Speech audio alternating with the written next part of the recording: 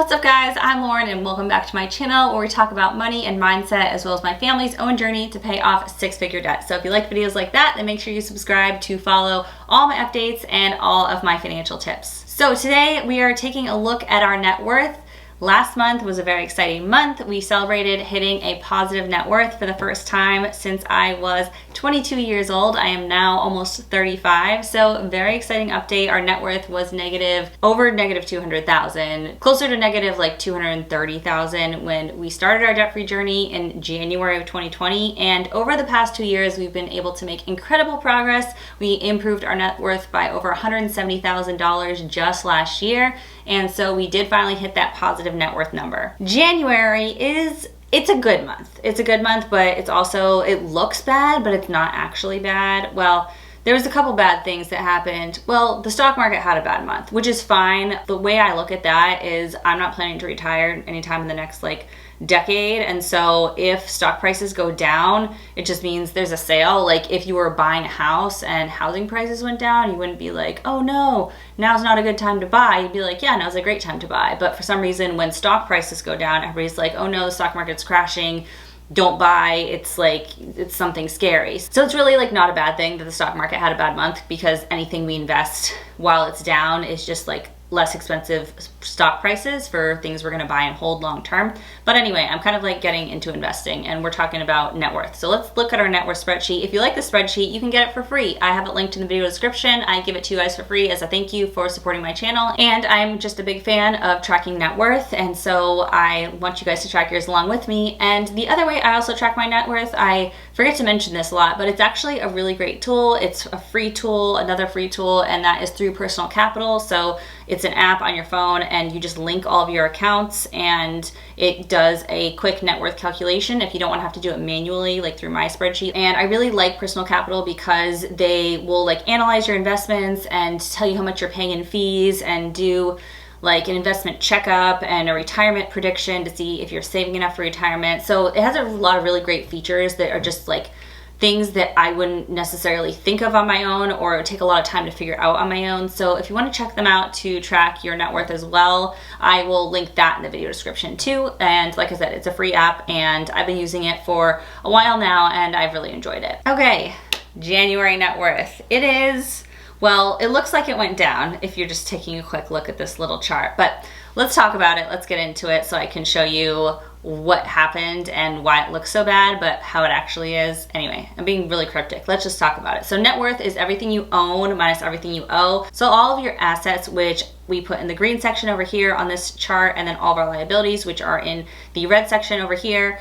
And so this net worth spreadsheet calculates all your assets minus your liabilities to tell you what your net worth is. And I put in the values as of the first of the month. So as of January 1st, what the balances were, and then as of February 1st to get what happened to our net worth in the month of January. So starting out with our assets, our house is worth $460,000. It's actually probably worth somewhat more than that, at least 20,000 more than that, maybe even more, but I'm doing a conservative estimate just because I feel like it's inflated and I don't want to really put it too high up and then have it drop a bunch. So we're not planning to sell right now, but we are planning to sell sometime in the next 18 months or so. We're gonna move, so I'm keeping an eye on it, but for now I'm just keeping it at a conservative $460,000, so that wasn't any change this month. Next, we've got our savings, which is our cash, so our emergency fund and our sinking funds. So that was at $12,196 and that ended at $12,077, so that was a decrease of $119.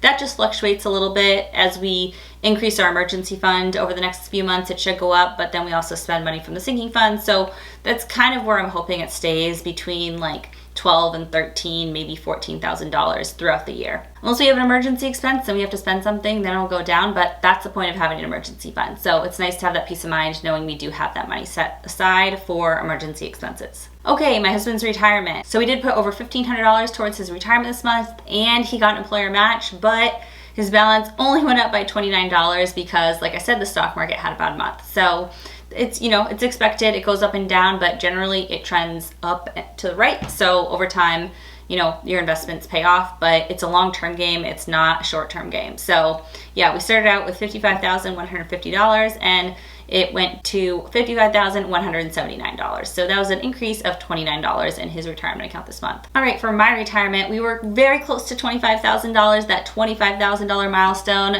But then when everything went down this month, I had my accounts go down by just about $1,000. So we're just under $24,000. So we're not close to that $25,000. I didn't contribute anything this month, but yeah, it did go down by $1,001. So, you know, that's okay. We'll get there. We'll build it up. For my brokerage accounts, so actually let me go down here because I have a breakdown. So I have 4 brokerage accounts, 3 that I actually contribute to. Coinbase, I put on there because I technically have it, but all I do is their like learn and earn, I think it's called. But you can just watch little videos learning about different cryptocurrencies and then you earn free cryptocurrencies. So yeah, I don't put my own money in there, but if you guys want to check them out, I will link them below. But yeah, it's just kind of like good to dip my toes in, especially while we're paying off debt. I'm not really interested in investing in like more speculation type investments, but I do like kind of learning more about it and maybe would invest in something like that in the future when it becomes like bigger and more like investing in the regular stock market. Okay, then I have 3 brokerage accounts. So Fidelity went from $1,078 to $1,034, so that was a decrease of $44. And then for M1 Finance, I did have a lot of referrals from you guys signing up in the month of January. So if you sign up using my link, you get $50, and so do I. And so I got 12 referrals in the month of January. And so even though the stock market went down, this account still went up, which was really exciting to see. So it started out with $3,817 and ended the month with $4,178. So that was an increase of $361. And so yeah, this account broke $4,000, which is really fun because it's just kind of like a side project I have to invest in here. It's like not really a huge priority. So yeah, thank you guys for using my link. If you want to use my link to sign up, and if you don't already have an account, that will be in the video description, and then also the link for Acorns, and I'll put Coinbase down there too. All 3 of those will be down there. Acorns, if you sign up, you get $5 and I get $5. So I did have 1 referral this month, and I don't think I put any of my own money in that particular account this month. So it started out with $667 and went down to $635, so that was a decrease of $32. So overall, my brokerage accounts went from $5,644 to $5,919. So that was an increase of $275. Wait, why is that not matching? That's off by like a couple dollars, but I'll have to look back and see which one's wrong. I bet you I put one of these numbers wrong, and so it's totaling to the wrong number. But anyway, okay, so that's minor. So my daughter's 529 account. So this is something we've included in our net worth updates for the last year, and I included it for 2 reasons. One, it's technically my money because the account's in my name and she's just the beneficiary, and so I could withdraw the money if I wanted to. And then also we were trying to hit that positive net worth number, and I really wanted every extra dollar that we could that was like technically our assets. But now that we did hit positive net worth, this really isn't money that I think of as my money. I would never touch this money, and so I'm taking off our net worth updates because I just don't feel like I want it on there anymore, especially now that we hit that positive number. So it looks like our assets went down by a lot this month, by like $7,300, but if you put this number back in, 6261, our assets really only went down by like $1,100. So that's why it looks so bad for our net worth decreasing, because I took this one out, so you won't see her 529 on our net worth statement anymore. And then like when we open a 529 for my daughter who's coming in July, we won't put that on here either.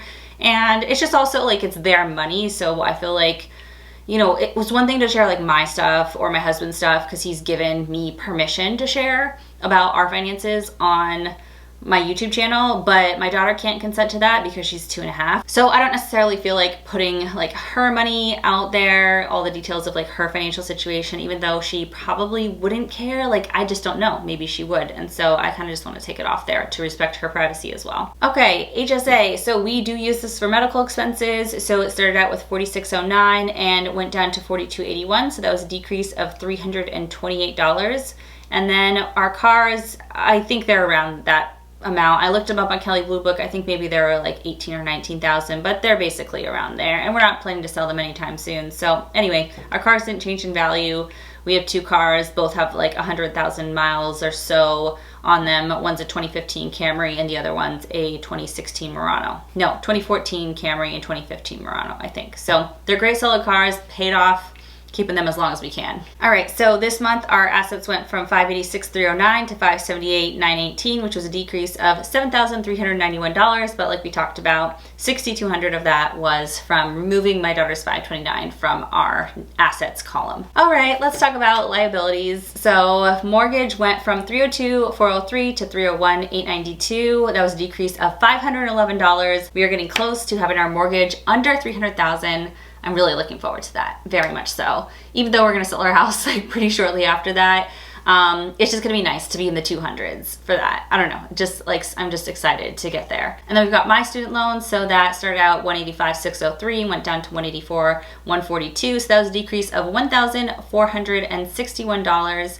So I only paid $20 extra this month, but because I did refinance my student loans and have a much lower interest rate, a lot of my payment goes towards principal, which is so nice because for so long I was paying like thousands of dollars a year towards my student loans and they were just going up, and so to have them going down finally feels really good. It's been going down. This is the beginning of year 3 of our student loan balances going down every single month, and just feels great. So I'm really happy about that.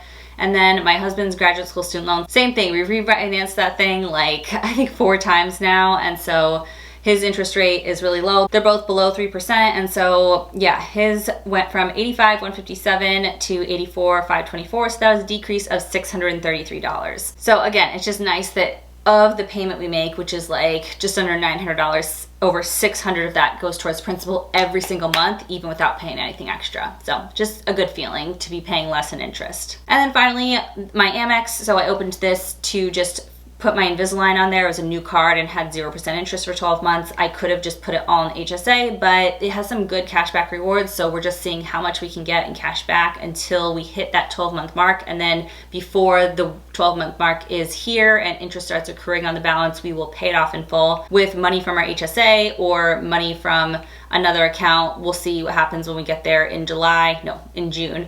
We'll see in June. I'll probably do it in May because I'm like paranoid about paying $1 of interest in credit card debt after we became credit card debt free. So I hate even having this balance on here. Every single month when I do this update, I'm really tempted to use the HSA to just pay off their credit card because I hate seeing it on there. I don't want to have any credit card debt, and like it technically is credit card debt, but because we already have the cash to pay it off, I don't really count it, but it does exist. So until that balance is 0, we do technically have credit card debt, which I don't like. So anyway, I've really restrained myself over the past 6 months to not pull that move and just take money out of the HSA, but I don't know how much longer I can stand it. So we'll see. I'm gonna try to hold off until like at least March or April, and then see if I just want to pay it off then. So total liability started out the month at $576,098 and went down to $573,433. So that was a decrease in liabilities of $2,665. So our net worth started out at just over $10,000, positive $10,000. I don't have to say negative in front of that number anymore, which is so exciting to be able to do,